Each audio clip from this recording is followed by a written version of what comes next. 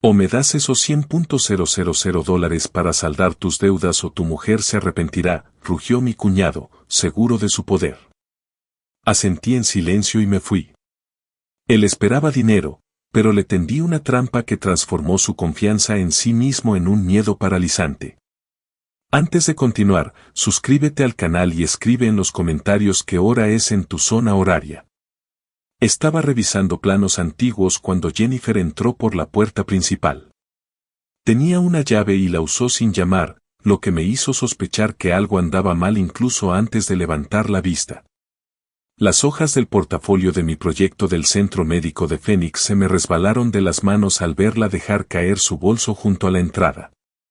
El rímel corrido y las manos temblorosas. Se desplomó en el sofá de cuero. Papá. No sabía a quién más llamar. Dejé los planos a un lado y me senté junto a ella. Mi café se había enfriado hacía una hora, seguía en la mesita auxiliar. Tarde de febrero. La luz se filtraba oblicuamente por las persianas.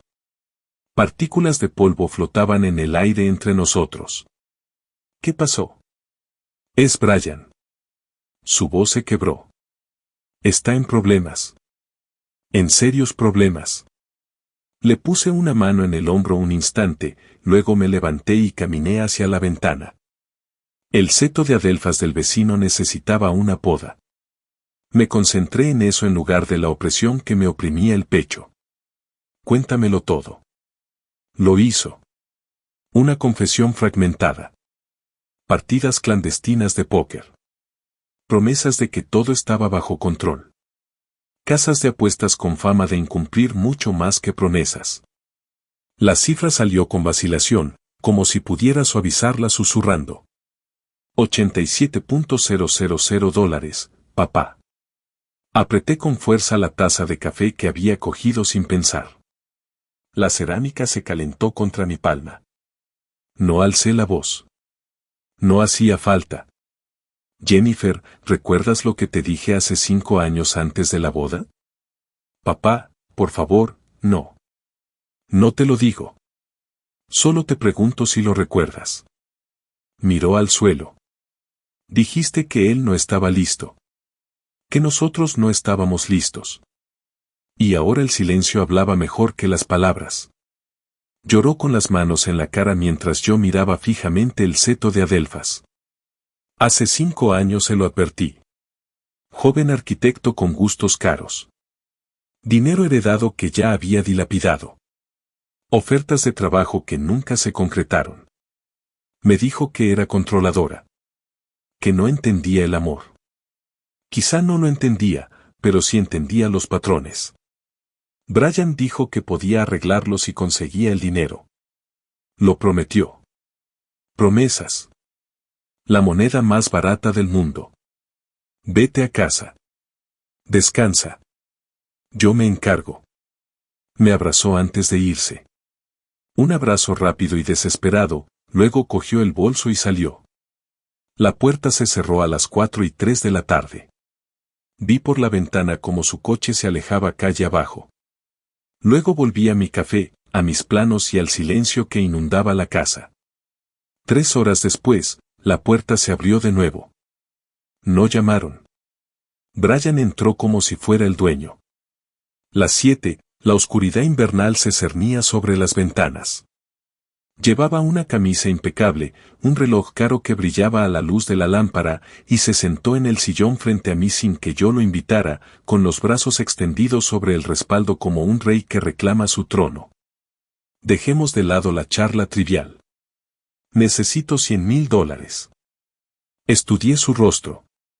Una sonrisa segura, una mirada firme, ni un solo temblor.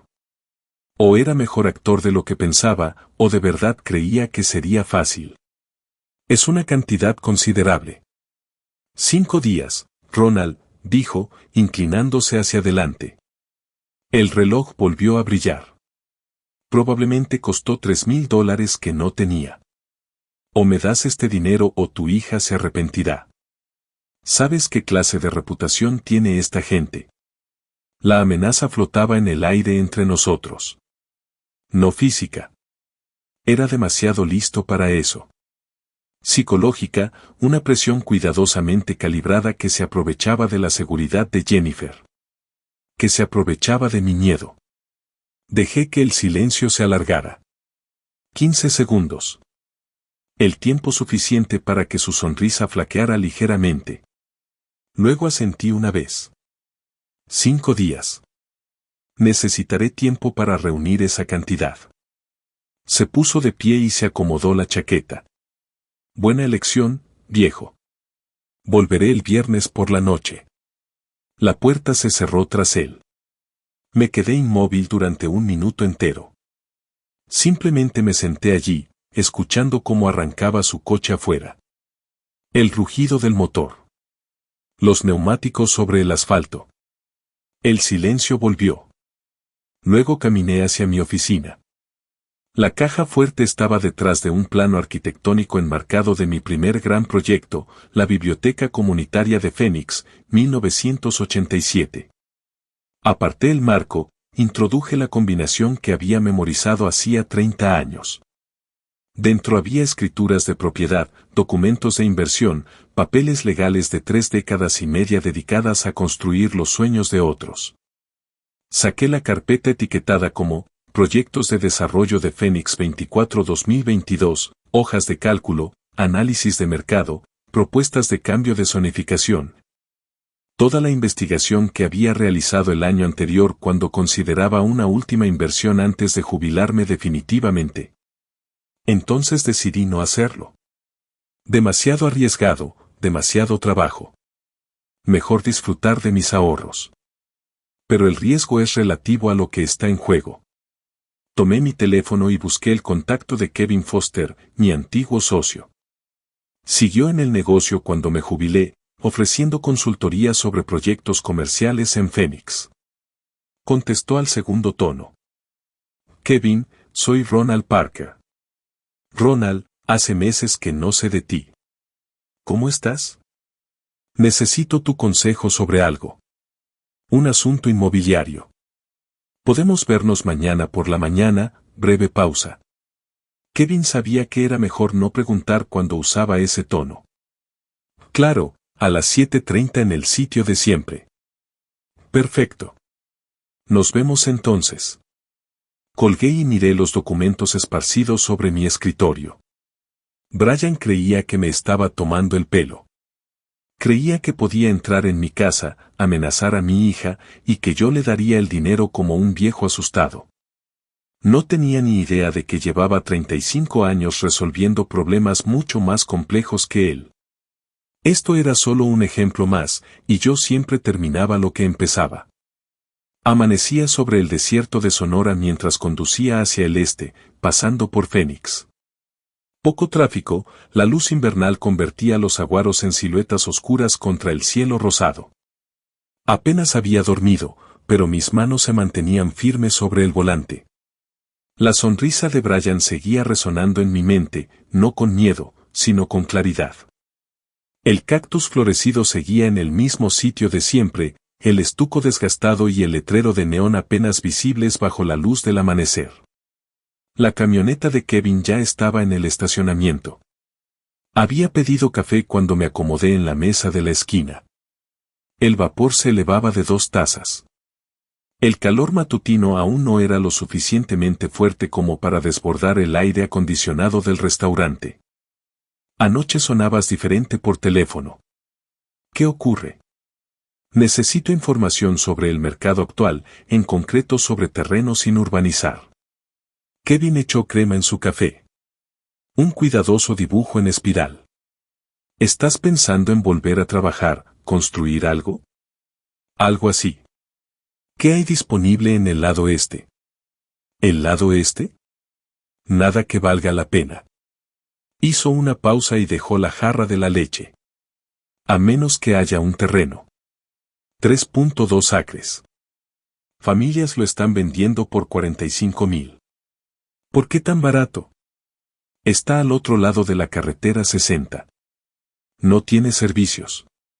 Lleva 2 años abandonado. Observé su rostro. Kevin siempre había sido pésimo para disimular cuando sabía algo valioso. Pero sonrió, el ayuntamiento vota el mes que viene sobre la recalificación comercial. Esa parcela estará al lado del nuevo complejo. Dale 12 meses, Ronald. Se triplicará, quizá más. Golpeé la mesa con el dedo una vez. Vieja costumbre, notó Kevin. ¿Estás seguro de la recalificación? Yo mismo revisé los planos urbanísticos. Se va a hacer. Sacó el móvil, abrió una aplicación inmobiliaria y la deslizó sobre la mesa. Un desierto árido, una carretera a lo lejos, solo matorrales y polvo. Para la mayoría, nada valioso para alguien que entendía de oportunidad y de oportunidad. Me aprendí de memoria el número del anuncio. Solo estoy explorando opciones, dije. Kevin me observó por encima de su taza de café. 30 años de relación le permitían leer mis señales, pero también sabía cuándo no presionar.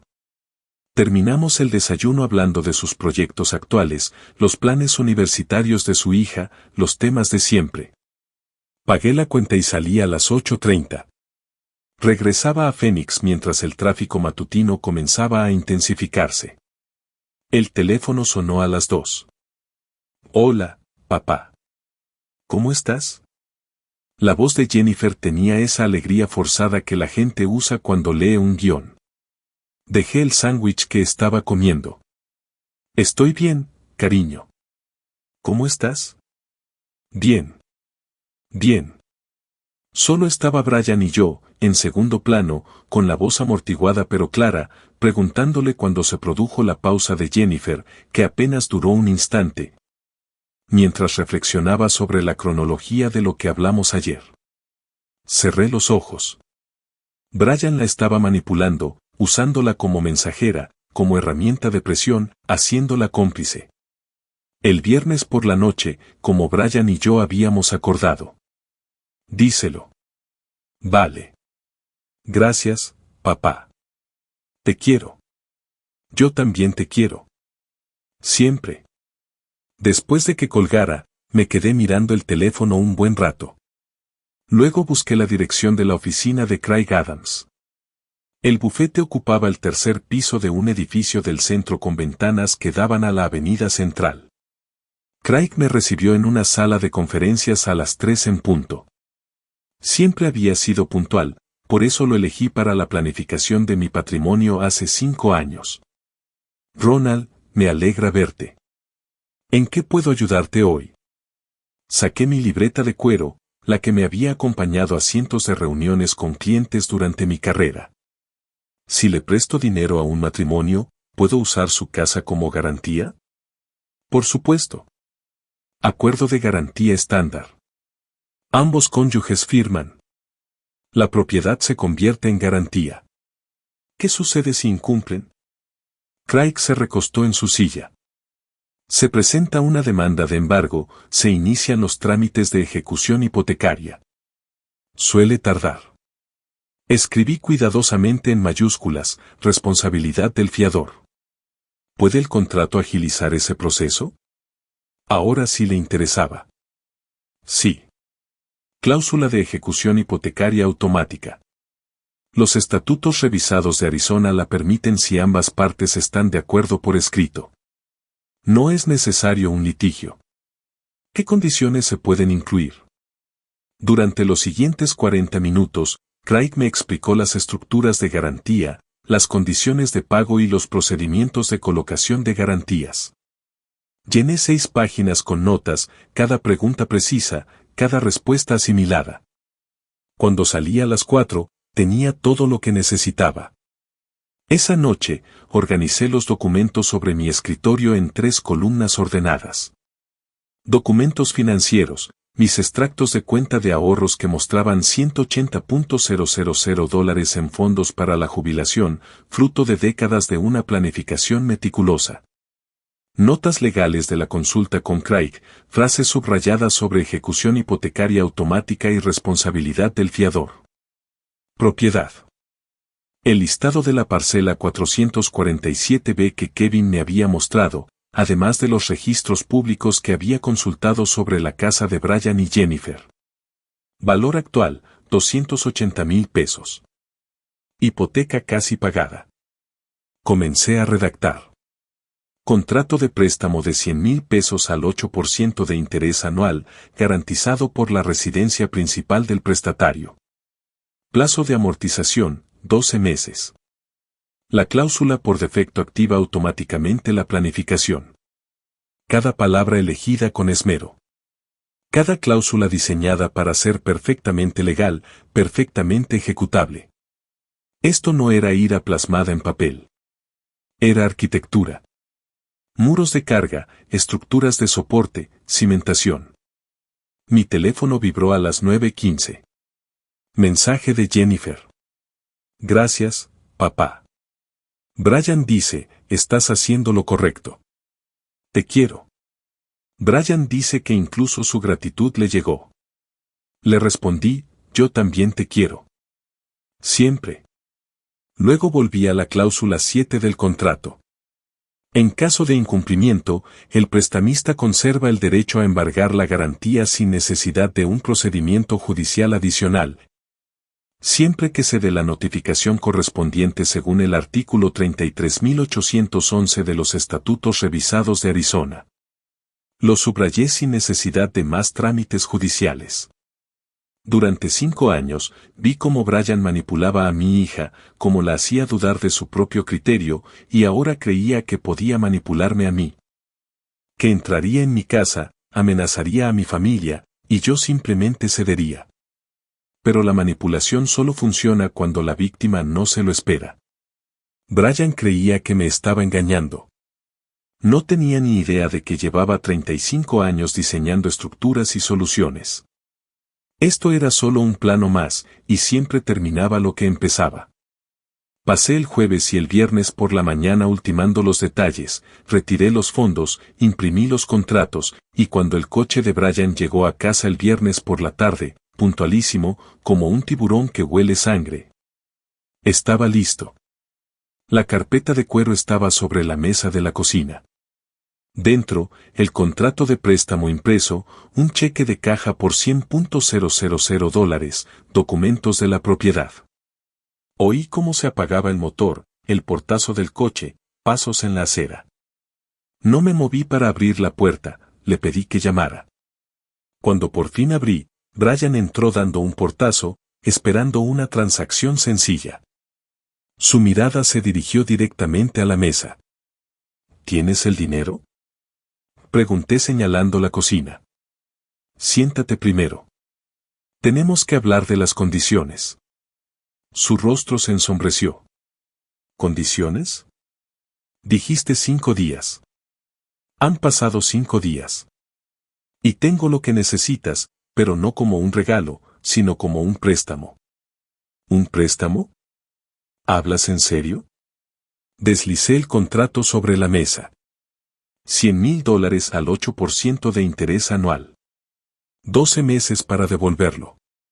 Brian tomó las páginas rápidamente, escaneándolas con la mandíbula apretada. Garantizado por mi casa. ¿Quieres la garantía de mi casa? Tu casa y la de Jennifer. Es propiedad conjunta. Esto nos protege a todos. Esto es una falta de respeto. ¿No confías en mí? Lo miré a los ojos. Esto no se trata de confianza, sino de responsabilidad. Fírmalo o busca otra solución antes de medianoche. 2 minutos de silencio.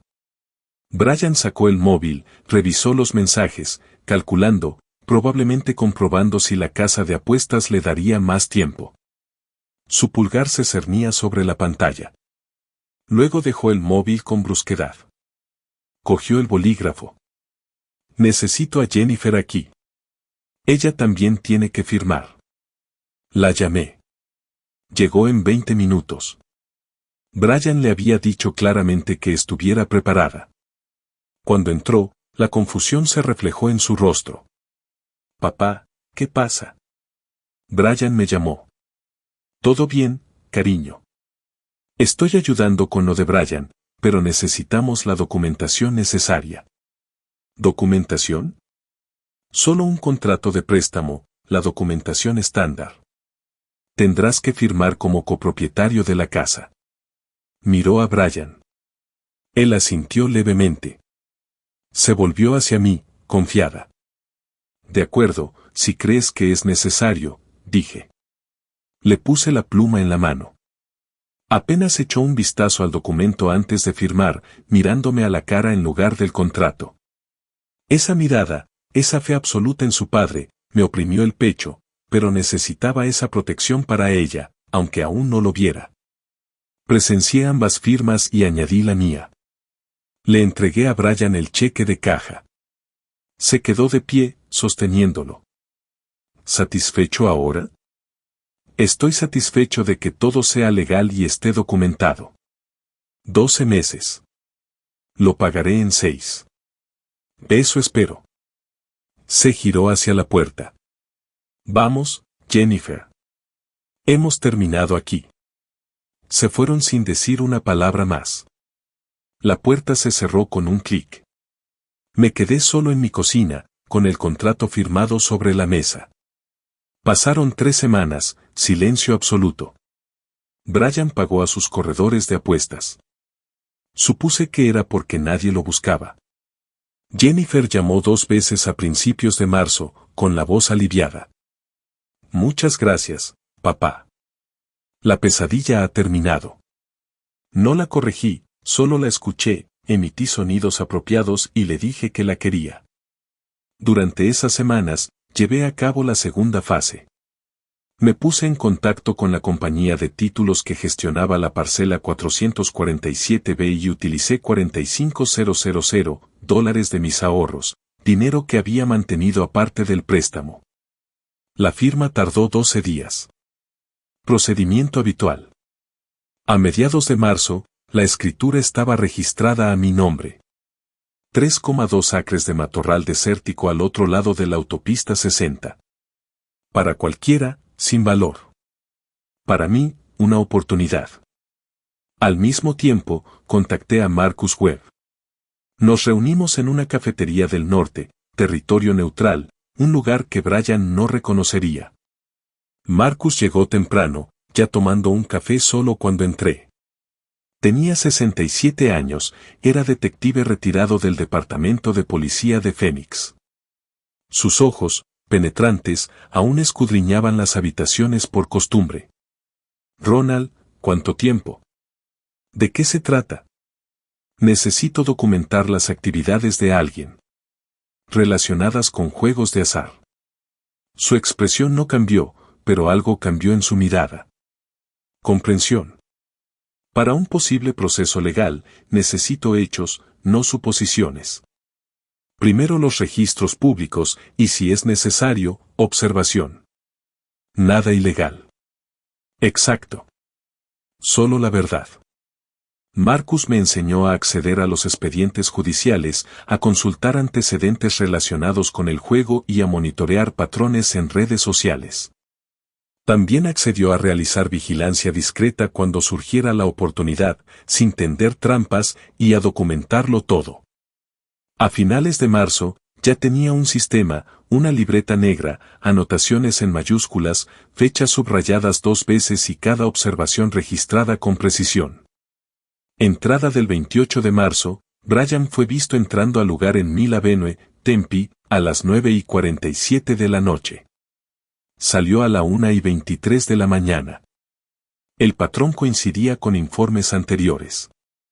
Cerré la libreta y la guardé en mi caja fuerte junto con los documentos del préstamo.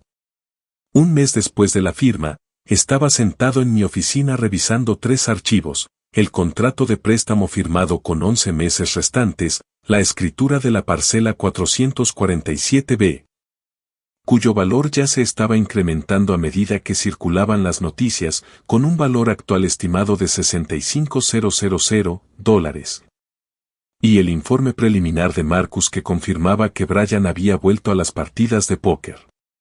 No me sentí victorioso, simplemente paciente. Abrí mi calendario, conté 12 meses hacia adelante hasta finales de febrero de 2026, marqué la fecha, puse un recordatorio, pero sabía que probablemente las cosas se acelerarían antes. Brian creía haber conseguido lo que quería, $100,000, un suegro que se había rendido ante la presión, pero los arquitectos no se rinden. Construimos capa por capa, y yo solo estaba poniendo los cimientos. Abril llegó con un calor inesperado, tanto climático como tenso. Durante las 3 semanas posteriores a la firma del préstamo, Brian había estado callado. Demasiado callado. Debería haber sospechado que tramaba algo. La llamada de Jennifer lo confirmó. Esa mañana estaba en mi jardín, arrodillado junto a un cactus barril, con las tijeras de podar en la mano. Las plantas del desierto requieren cuidados específicos. Hay que eliminar las ramas secas y estimular el crecimiento de nuevas. El teléfono vibró contra mi cadera. Papá, necesito hablar contigo ahora. Su voz tenía un tono que no le había oído antes. Tensa, acusadora. ¿Qué pasa? No por teléfono. Ven a casa. 15 minutos después, llegué a su entrada. El coche de Brian estaba allí. Él lo había planeado todo. Jennifer abrió la puerta con los brazos cruzados, sin saludar. Nos dirigimos a la sala. Brian estaba de pie contra la pared del fondo, con los brazos cruzados, en una postura dominante. Quería que supiera que ese era su territorio. Jennifer se sentó en el sofá. Tomé la silla frente a ella, apartándome deliberadamente de Brian. Si se trataba de tomar partido, dejaría clara mi prioridad. Brian me contó algo sobre el contrato que nos hiciste firmar. ¿Qué dice? Dice que intentas quedarte con nuestra casa. Que todo el préstamo fue una trampa. Brian se separó de la pared. No te andes con rodeos, Jen. Dile lo que averiguaste. Ella evitaba mirarme a los ojos. Compraste el terreno justo después de prestarnos el dinero. Brian dice que lo planeaste, que nunca tuviste la intención de solo ayudar. Miré únicamente a Jennifer. Estoy protegiendo tu futuro. Ese contrato garantiza que el préstamo se pague. ¿Pagar? ¿Al 8% de interés con nuestra casa como garantía? La voz de Brian resonó en la habitación. Eso no es protección. Eso es extorsión. Me giré hacia él. Pediste $100,000. Te los di en condiciones razonables. La compra del terreno es mi inversión personal. Completamente separados. ¿Separados? ¿Pretendes que nos creamos eso? Espero que cumplas tu acuerdo. A menos que no pienses devolver el préstamo. El ambiente se enfrió. Jennifer nos miró a ambos con una expresión quebrada. Duda. Era la primera vez en años que la veía dudar de mí. La visita terminó con despedidas tensas. Jennifer no me abrazó, simplemente se quedó en la puerta, con los brazos cruzados, mientras yo caminaba hacia mi coche. 2 días después, llegó el mensajero. Documentos legales, membrete oficial, Brian Turner contra Ronald Parker. Demanda civil por daños morales y coacción financiera. La demanda alegaba que me había aprovechado de una crisis familiar para manipular a mi hija y a mi yerno y obligarlos a firmar un contrato abusivo bajo presión. Busqué una solución, anular el contrato de préstamo. La audiencia era a principios de mayo. Faltaban 3 semanas. Lo leí 2 veces. Luego extendí las páginas sobre la mesa de la cocina. Con un marcador amarillo en la mano, subrayé las frases clave: abusivo, coacción, presión. Brian era más inteligente de lo que había pensado, o quizás había consultado con alguien que lo fuera. Esa noche, me quedé en la cama, con los ojos abiertos. El reloj marcaba las 2:17 de la mañana. Luego, a las 3:44 de la mañana, y después a las 4:56 de la mañana. Por primera vez desde que todo esto empezó, la duda me invadió. Si el préstamo se anulaba, perdería poder de negociación. Perdería $100,000. Y Jennifer había dejado de llamar. La influencia de Brian se extendía como un veneno. Necesitaba una verificación. Amanda Sims me la recomendó Craig Adams, notario público, especialista en trámites legales y experto en verificación de documentos. Su oficina era un pequeño local en Scottsdale. Profesional pero sin pretensiones. Revisó el contrato de préstamo durante 30 minutos seguidos, tomando notas y consultando las leyes de Arizona. Finalmente levantó la vista. Esto es sólido. Todas las cláusulas son ejecutables. Pero él alega coacción. ¿Puede probar que los amenazaste? ¿Qué les ocultaste información? ¿Qué tergiversaste los términos? No. Brian firmó porque sus corredores de apuestas lo estaban amenazando. Jennifer firmó porque confía en mí. Amanda hizo una pausa. Esa es su táctica. Luego, la confianza de tu hija. Alegará que te aprovechaste de ella. Sus palabras hirieron más de lo esperado. ¿Cómo puedo contrarrestarlo? Demostrar que él es el manipulador, no tú. Demostrar que sigue apostando, que sigue siendo irresponsable. Hacer que el tribunal vea quién realmente merece protección aquí. Mencioné la documentación de Marcus. La mirada de Amanda se aguzó. Si puedes demostrar que Brian siguió apostando después de recibir el préstamo, eso prueba que es financieramente irresponsable, no coaccionado, lo cual fortalece considerablemente tu posición. También me recomendó que documentara mis propias motivaciones. Escribe exactamente por qué estructuraste el préstamo de esa manera. Céntrate en proteger a Jennifer. Deja claro que tus intenciones eran paternalistas, no abusivas. Salí de su oficina con un plan de acción. Esa noche, llamé a Marcus. Necesito todo lo que has documentado sobre Brian. Informe exhaustivo. Puede que algunas pruebas no sean admisibles en un juicio, pero te dará ventaja. Ventaja es justo lo que necesito. Ronald, ¿estás seguro de que quieres seguir por este camino? Una vez que esta información salga a la luz, no habrá vuelta atrás con tu hija. Larga pausa. Fuera de mi ventana, el atardecer en el desierto lo pintaba todo de naranja y púrpura. Si no lucho contra esto, Brian gana y Jennifer lo pierde todo. Prefiero asumir las consecuencias si eso significa protegerla. Esa noche, me senté en mi escritorio con un bloc amarillo, escribí primero a mano, tachando frases y reescribiendo secciones. ¿Por qué estructuré el préstamo con una declaración de garantía para que constara en los registros legales?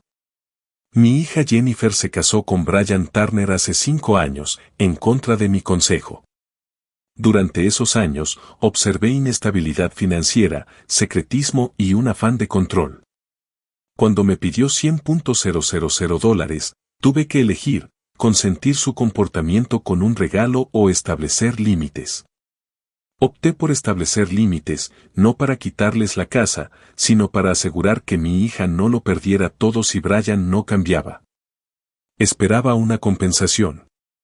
Deseaba su éxito, pero me preparé para su fracaso. Eso no es manipulación, es protección. Lo escribí formalmente en mi computadora, imprimí 3 copias y guardé una en mi caja fuerte. Brian quería hacerme quedar como el villano, pero yo había dedicado 35 años a construir cosas que perduraran. Los cimientos no se resquebrajan bajo presión, resisten, y yo estaba a punto de demostrarle lo fuerte que era el mío. Las semanas entre mediados de abril y principios de mayo se sintieron como estar bajo el sol del desierto, lento, abrasador, poniendo a prueba mi resistencia. Pero la fecha del juicio llegó de todos modos.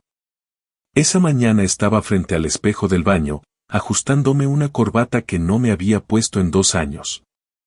Traje oscuro, camisa planchada, el uniforme de la presentación profesional. Mi reflejo mostraba a un hombre preparándose para la batalla, no para la jubilación. El pasillo del juzgado del condado de Maricopa tenía paredes color beige bajo una luz fluorescente. Me senté en un banco de madera, con mi maletín de cuero a un lado, repasando mi declaración escrita por última vez. Al otro lado del pasillo, Brian estaba con Jennifer y su abogado, un hombre más joven con un traje caro, probablemente del mismo precio que mi primer coche. Jennifer me miró una vez y luego desvió la vista. La distancia entre nosotras no era solo física. Una mujer se sentó a mi lado, bien vestida, serena, con su carpeta legal en la mano. Tras un breve silencio, habló: es la primera vez que trato asuntos familiares en los tribunales. La miré, la evalué rápidamente, un rostro sincero, ojos cansados que habían librado sus propias batallas. Mi yerno me está demandando. Alega que lo coaccioné para que firmara un préstamo. Asintió con una sonrisa cómplice. Déjame adivinar, necesitaba el dinero desesperadamente. Firmó sin rechistar, ahora se arrepiente de las condiciones. Exactamente. Mi hijo falsificó mi firma en los documentos de la propiedad. La traición familiar tiene un patrón predecible. Extendió la mano. Patricia Morrison, Ronald Parker. Apareció un secretario judicial y anunció un retraso de 30 minutos. Un problema de agenda. Patricia y yo nos quedamos en el estrado y, de alguna manera, la conversación continuó. ¿Cuál era su crisis?, preguntó. La que le hizo necesitar dinero. Deudas de juego. Póker clandestino. Unos $87,000.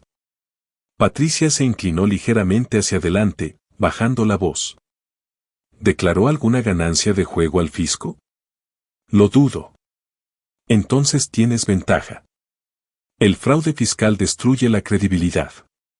Los tribunales no simpatizarán con quien defrauda activamente al gobierno. Aguzé mi juicio. La vigilancia de Marcus documentó las apuestas de Brian, pero no había considerado el aspecto fiscal. Patricia sacó una tarjeta de visita de su cartera y escribió su número personal en el reverso.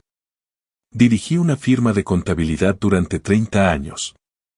Si necesita ayuda después de esta audiencia, llámeme. Llamaron mi caso. La sala era pequeña, con paneles de madera. La jueza, una mujer severa de unos 50 años, presidió la audiencia desde el estrado. El abogado de Brian alegó coacción emocional y abuso de confianza. Presenté mi réplica con calma, leyendo mi declaración preparada. Brindé asistencia financiera con condiciones de préstamo estándar para proteger el patrimonio de mi hija. El prestatario firmó voluntariamente para saldar sus deudas de juego. Presenté el informe de Marcus, con fechas, lugares y fotografías. Brian volvió a jugar a las pocas semanas de recibir el préstamo. El juez revisó el contrato minuciosamente, escuchó a ambas partes y finalmente habló. El contrato parece legalmente sólido. No encuentro pruebas suficientes de coacción ni tergiversación. Solicitud de nulidad.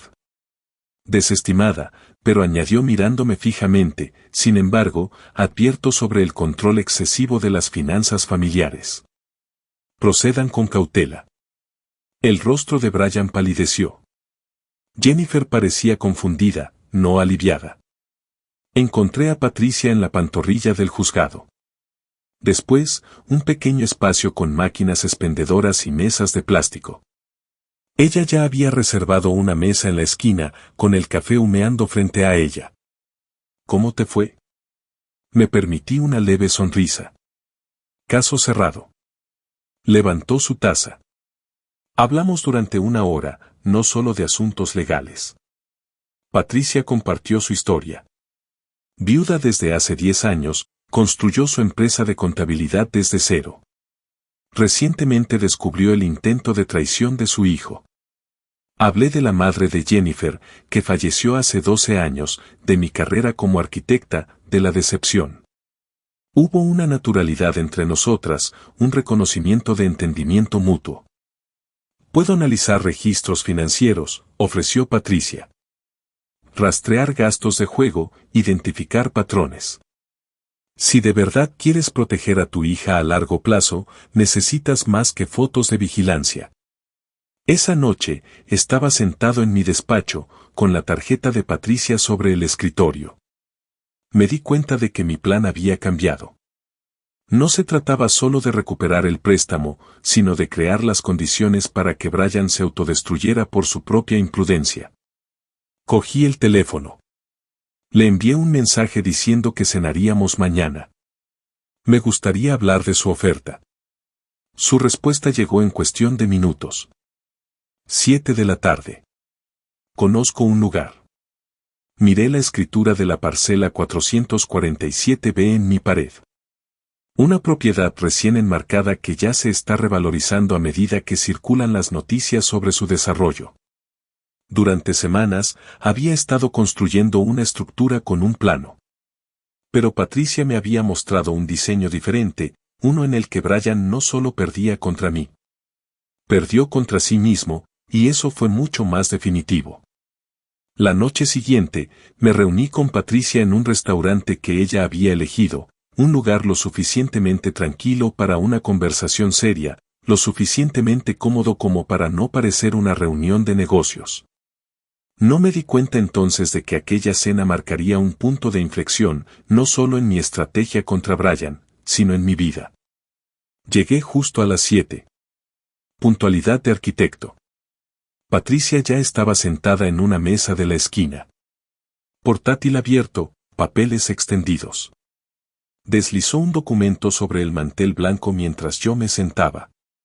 Consulté registros públicos, cotejé informes crediticios a los que tengo acceso legal y analicé patrones. Su dedo señaló una cifra resaltada. Su yerno ha acumulado nuevas deudas desde el préstamo. Aproximadamente $34.000 repartidos entre 3 tarjetas de crédito con intereses altísimos y lo que parece ser otro prestamista privado.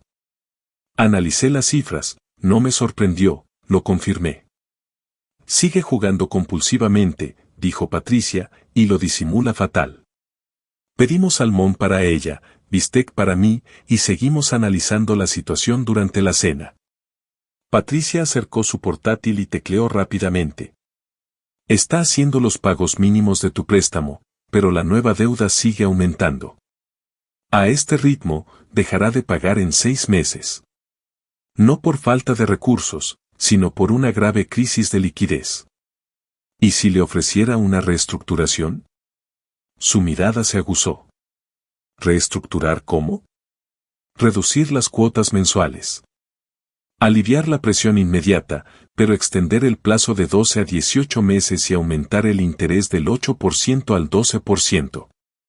Patricia hizo los cálculos, girando la pantalla hacia mí. Eso eleva la deuda total de 100.000 a aproximadamente 135.000. Estaría aún más endeudado, pero siente que lo estás ayudando. Exacto. La semana siguiente, contacté a Craig Adams para redactar los documentos de reestructuración. Me advirtió sobre la cautela del juez. Le respondí que le estaba ofreciendo una solución. La decisión de aceptar o rechazar la oferta de Brian es suya. No lo llamé directamente, le envié la oferta por carta formal. Me llamó a los 2 días. ¿Hablas en serio? Reduce tu cuota mensual de 800 a 550. Te da un respiro. ¿Cuál es la trampa? 18 meses en lugar de 12. El interés sube al 12%. Pero si no puedes pagar las cuotas actuales, esto te ayuda. Pausa. Puedo pagar 550. Entonces tenemos un acuerdo. A mediados de junio llegaron noticias inesperadas. El Departamento de Planificación de Phoenix confirmó que la parcela 447B estaba oficialmente incluida en la zona de desarrollo comercial. Contraté a un tasador para una valoración actual. El presupuesto, $180,000, 4 veces el precio de compra en 3 meses. Llamé a Kevin Foster. Tenías razón sobre el plazo de cálculo. Oí que la construcción del centro comercial comenzó la semana pasada. Tu terreno tendrá una ubicación privilegiada para el comercio. Podrías venderlo hoy por 180. Fácil. No tenía pensado vender, pero vi la oportunidad. Invité a Brian a almorzar a un restaurante. Un lugar neutral. Yo elegí el sitio. Hablamos casualmente de los términos de la reestructuración. Luego lo mencioné casi como si fuera una ocurrencia tardía. Invertí en un terreno al este de la ciudad en marzo. Su valor se ha incrementado considerablemente debido a los planes de desarrollo. El interés de Brian aumentó visiblemente. Los apostadores se sienten atraídos por las oportunidades de ganar. ¿Cuánto se ha revalorizado? Lo compré a 45. La tasación actual es de 180. Eso es significativo. Desarrollo comercial. Estoy considerando vender una participación del 40%. 80.000 para alguien que pueda actuar con rapidez. ¿Por qué me lo ofreces a mí? Familia. A pesar de nuestras diferencias, creo en brindar oportunidades. El anzuelo estaba sembrado. Durante las siguientes 2 semanas, Brian consiguió un préstamo personal con un interés altísimo, 80.000 al 15%, de un prestamista abusivo. Firmó un pagaré por la compra del terreno, pagadero en 12 meses. Lo que él no sabía era que yo controlaba el calendario de la venta, tal como constaba en el contrato. Brian debía ahora $135.000 por un préstamo reestructurado, 80.000 por inversiones, 34.000 por tarjetas de crédito. Lo que sumaba un total de $249.000 en obligaciones. Su ingreso anual como gerente inmobiliario de nivel medio era de $75.000. Las cuentas no cuadraban y yo lo sabía. Durante ese mes, Patricia y yo nos reuníamos semanalmente. A veces teníamos sesiones de estrategia, otras veces cenábamos o dábamos un paseo. Visitamos una galería de arte en el centro. Un pequeño espacio local, paisajes desérticos abstractos. Estábamos muy cerca de un cuadro del amanecer en el desierto, nuestros hombros casi rozándose. No me sentía tan involucrada desde hace años, admitió Patricia. Mi trabajo siempre se basó en números, pero esto los utiliza para hacer justicia. No podría haberlo hecho sin tu perspicacia. Silencio. ¿Entonces esa es la única razón por la que sigues llamando? Hice una pausa, sincera. No, no lo es. No nos besamos ni hicimos declaraciones, solo reconocimos que algo estaba surgiendo. Una tarde de finales de junio, nos sentamos en mi patio trasero. El atardecer en el desierto lo tiñó todo de naranja y púrpura. Patricia revisó su computadora portátil. El perfil financiero de Brian ahora muestra que está sobreapalancado por un factor de 3. Cualquier contratiempo, pérdida de empleo, cambio en el mercado, gasto imprevisto, y toda la estructura se derrumba. Y cuando eso sucede, me miró fijamente. Serás el dueño de su casa. Su parte del terreno revierte a ti. Y Jennifer verá exactamente con quién se casó. Asentí lentamente. Había construido mi carrera profesional comprendiendo la capacidad de carga. Toda estructura tiene un límite. Me aseguré de que Brian alcanzara el suyo, no por mi mano, sino por su propia avaricia. Los arquitectos no destruimos edificios. Simplemente dejamos de reforzarlos. Julio trajo el calor brutal de Phoenix, temperaturas superiores a los 43 grados, el aire vibrando sobre el asfalto, pero la verdadera presión se acumulaba en el matrimonio de Jennifer. Sabía que tarde o temprano se resquebrajaría. Simplemente no esperaba que fuera ella quien lo hiciera. Llegó a media mañana sin avisar. Abrí la puerta y la encontré con una carpeta de Manila en la mano, el rostro hinchado de tanto llorar, pero con una expresión distinta. No estaba confundida, sino resuelta. Necesito enseñarte algo. Debí haberla visto antes. Nos dirigimos a la mesa de la cocina. Con manos temblorosas, extendió unos documentos sobre la superficie, extractos bancarios con adelantos de efectivo, facturas de tarjetas de crédito con cargos por apuestas.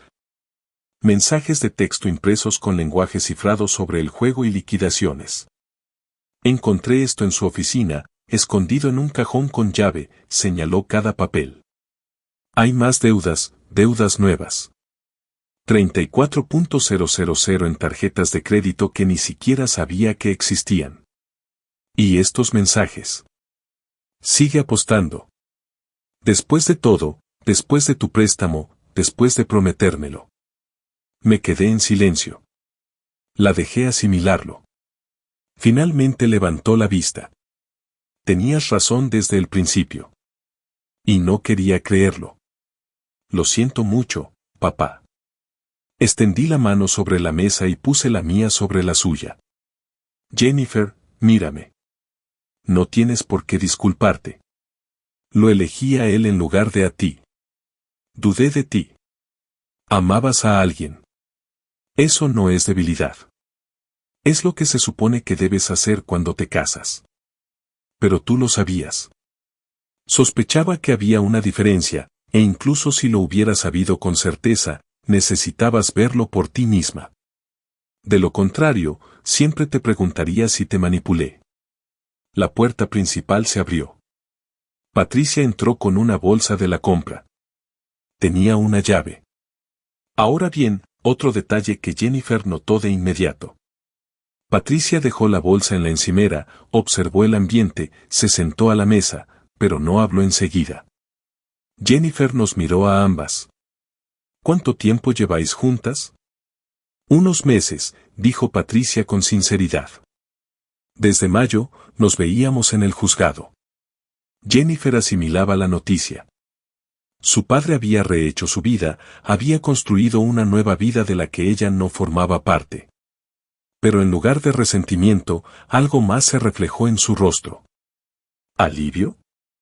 Quizás no estaba solo. Patricia se inclinó ligeramente hacia adelante. Hace 20 años, mi marido hizo algo parecido.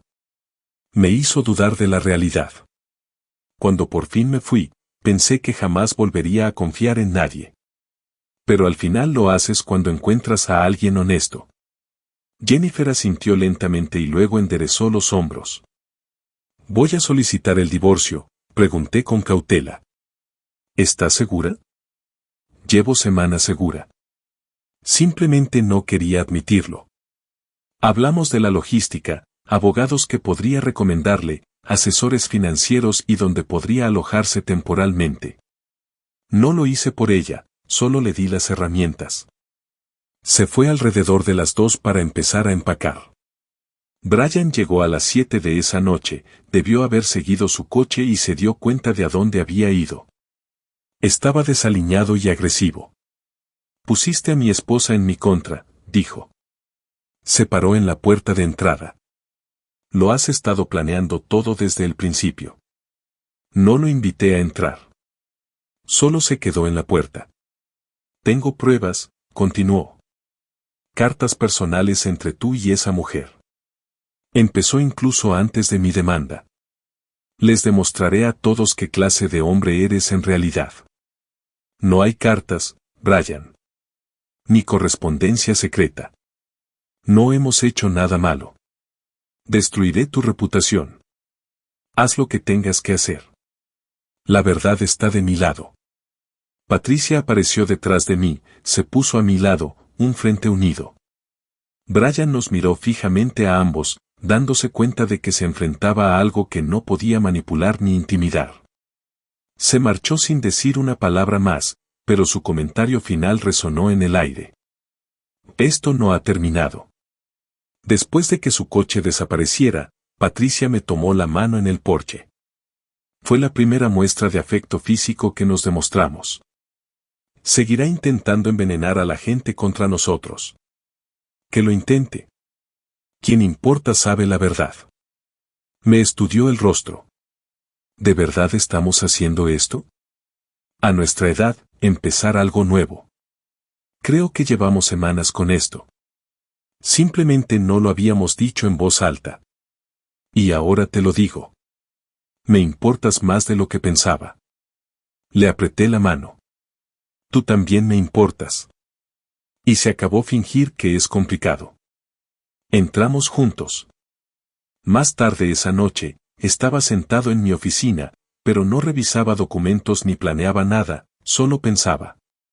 Durante meses, había estado tan concentrado en proteger a Jennifer de Brian que había olvidado lo que venía después. Pero Patricia me recordó que la protección no es el objetivo final. La libertad sí lo es, y Jennifer acababa de alcanzar la suya. Ahora Brian se enfrentaba a una nueva realidad. No solo a mí como adversario, sino a Jennifer como alguien a quien ya no podía controlar. Eso lo cambió todo. Llegó agosto con Jennifer ya mudada a un nuevo apartamento, los papeles del divorcio presentados y Brian enfrentando dos realidades: había perdido a su esposa y se le había vencido el plazo para pagar. Había pasado 3 semanas dejándolo sumido en la incertidumbre. Ahora, la factura vencía, literalmente. 5 de agosto, 9 de la mañana. Patricia estaba sentada en mi rincón de desayuno con un café mientras yo revisaba la pantalla de mi computadora. El saldo de la cuenta bancaria seguía igual. No había ninguna transferencia entrante. Sonó el teléfono. Era Craig Adams. Ronald, ¿recibiste los 80.000 de Turner? Nada. Entonces activamos la cláusula penal. El impago conlleva una multa de $15.000 más un interés diario del 5%. ¿Me autorizas a proceder? Miré a Patricia. Asintió levemente.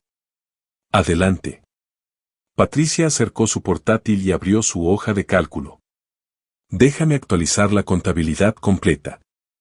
Tecleó rápidamente. Préstamo de inversión de 80,000 pesos más recargo por mora de 15,000 pesos, lo que suma 95,000 pesos.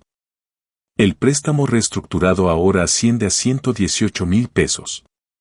Transcurridos 10 meses de un plazo de 18 meses, se acumularon intereses. El total que me deben es de 213,000 pesos. Esa tarde, 3 llamadas perdidas de Brian. Luego un mensaje: necesito hablar, por favor. Nos encontramos en una cafetería. Territorio neutral. Brian tenía un aspecto terrible, había perdido peso, estaba sin afeitar y tenía ojeras. Deslizó unos papeles sobre la mesa con manos temblorosas. Vendí mi coche por $18.000. Apenas me alcanza para un mes. Se encorvó. No puedo pagar. Sabes que no puedo. ¿Podemos negociar una prórroga? Lo observé. Han pasado 12 meses desde el préstamo original, 6 desde la reestructuración y 3 desde el acuerdo de inversión. ¿Qué cambiarían 3 meses más? Su honestidad me sorprendió. Pensé que podría recuperarlo. El juego. Creí que con una buena racha lo tendría todo resuelto. Ese es el problema, Brian. Siempre crees que la siguiente mano lo arreglará todo. ¿Qué quieres de mí? Ya has ganado. Destruiste mi matrimonio. Te lo llevas todo. Me recosté. Quería que cambiaras y eligieras a mi hija por encima de tu adicción. Nunca lo hiciste. Así que sí, me quedo con la casa. Me quedo con la inversión. Y daré por zanjado el asunto. Pero eso no es ganar. Son solo consecuencias. A mediados de agosto, Craig presentó una demanda formal de cobro de deudas. El proceso fue rápido. Las cláusulas de ejecución hipotecaria automática del contrato original surtieron efecto. Brian tenía 30 días para responder o desalojar la propiedad. No presentó objeciones. Sabía que era inútil. Mientras tanto, estructuré la protección de Jennifer. La ley de bienes gananciales de Arizona le daba derecho a la mitad del valor de la casa, 140,000 pesos. Hice los arreglos para transferirle esa cantidad como regalo una vez finalizada la ejecución hipotecaria. Ella no había provocado esta situación. No debería sufrir las consecuencias. Esa misma semana, recibí una oferta por la parcela 447B. El promotor del centro comercial quería el terreno para ampliar el aparcamiento, pedía $285,000.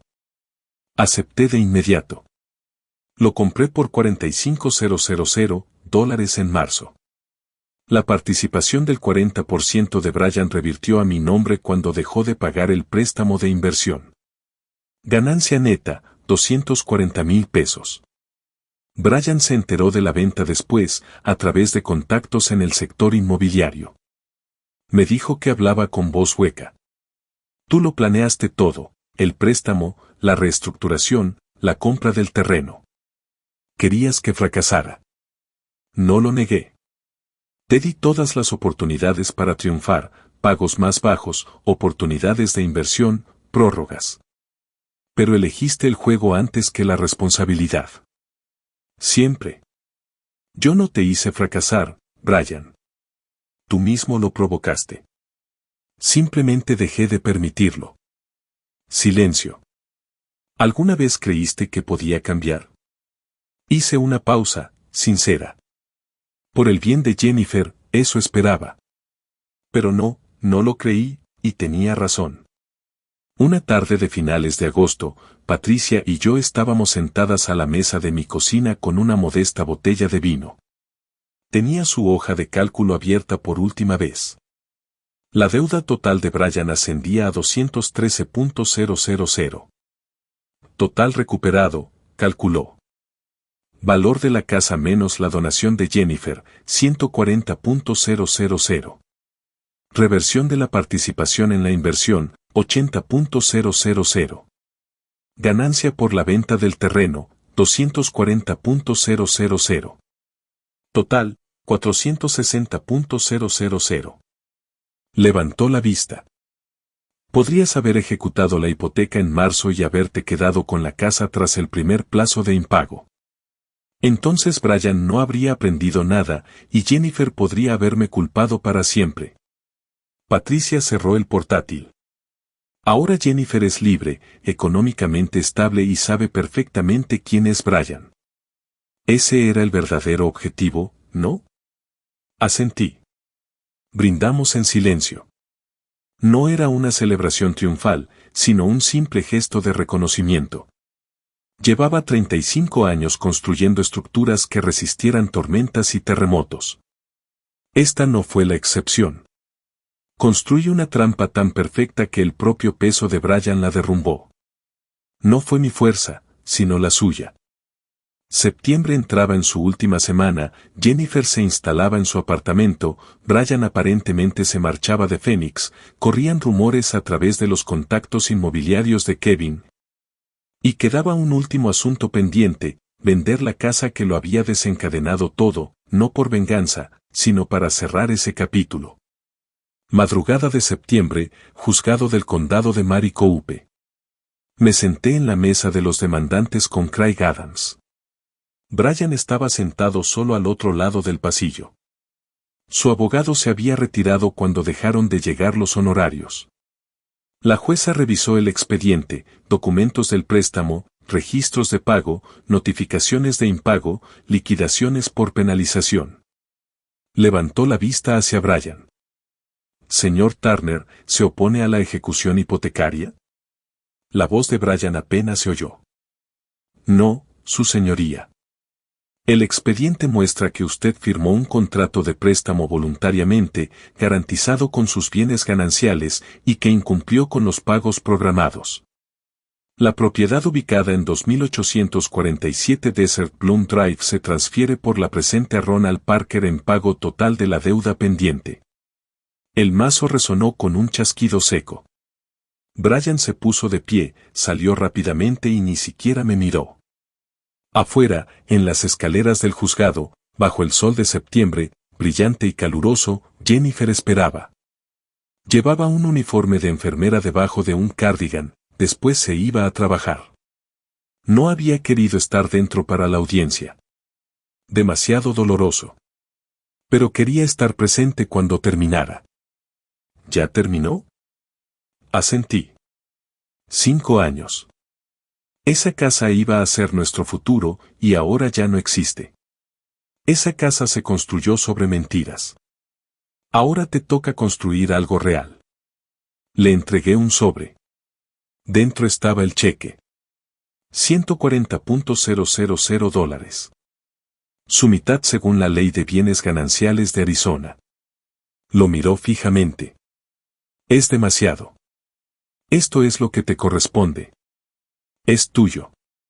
Se le llenaron los ojos de lágrimas, pero no llegaron a caer. Gracias por no decírtelo, dije.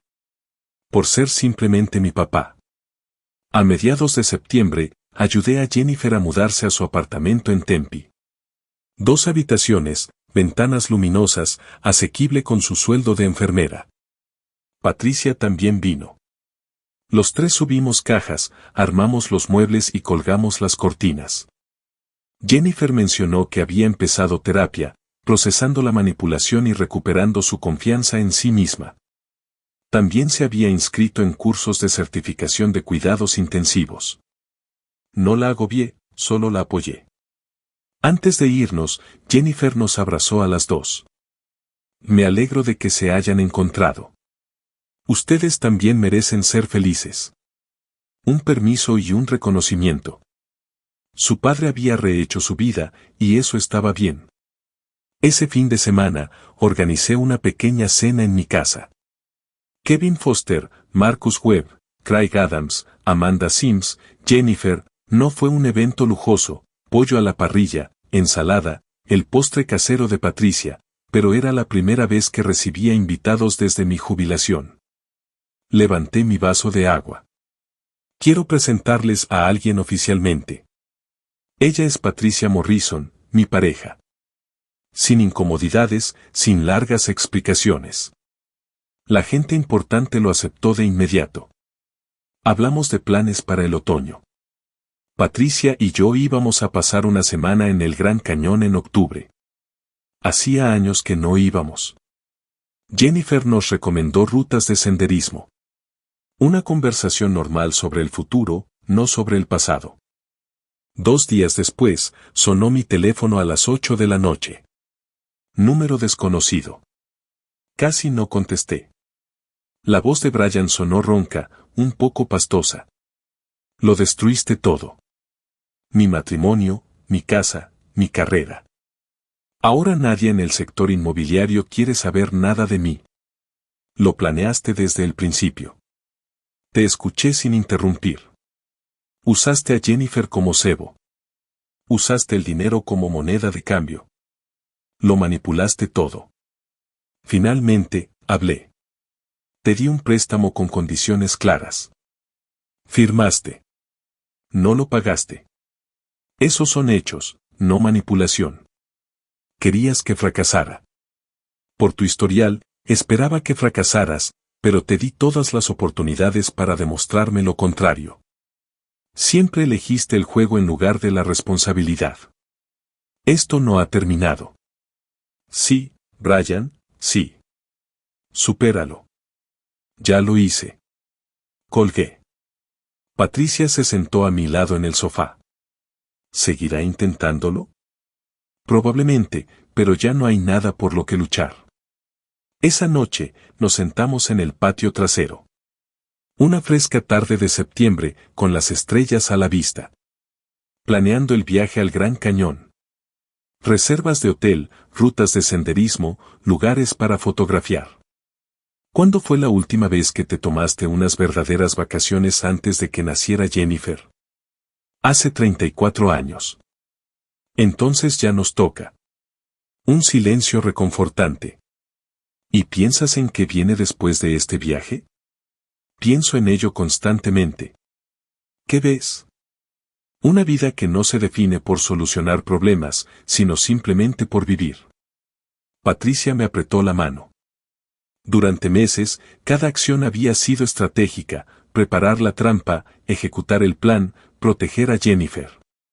Pero sentada allí con Patricia, me di cuenta de que la venganza nunca había sido el objetivo. El objetivo era la libertad de imaginar un futuro sin la sombra de Brian, y por fin lo habíamos conseguido.